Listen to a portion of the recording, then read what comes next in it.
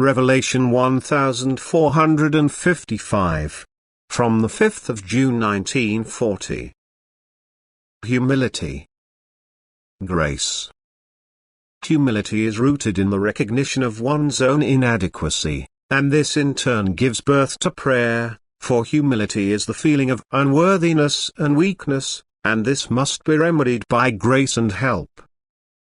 As long as a person feels small, he will be able to ask and give heartfelt thanks for the grace he has received, but he who is arrogant, will truly not raise his hands to the Father, for he feels himself strong enough to overcome opposition. He no longer bows to a power that is above him, but he is aware of his worth and stands exalted above the one who asks for help. He demands if he lacks something, and takes everything offered to him for granted. And such a man cannot enjoy the grace of God either. He will certainly receive the power from God, which he needs for his earthly life, but his soul is in greatest danger, because it has too little power at its disposal, since the will is missing to request this power from God and to humbly receive it.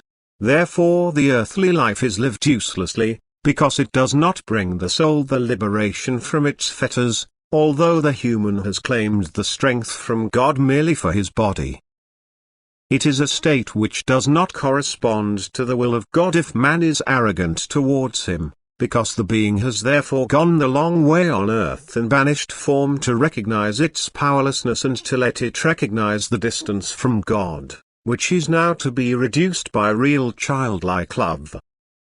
But an arrogant spirit increases the distance from God in an unimaginable way.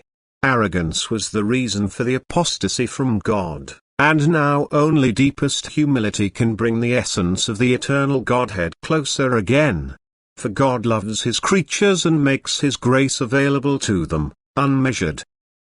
It is this grace power from God that flows to the spiritual in man.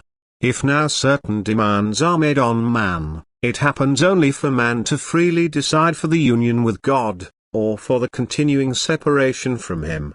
If the feeling of arrogance prevails in him, he must learn to recognize his unworthiness through life on earth, so that he may turn to his Creator in supplication and receive the power that shapes him in such a way that the distance from God becomes ever smaller.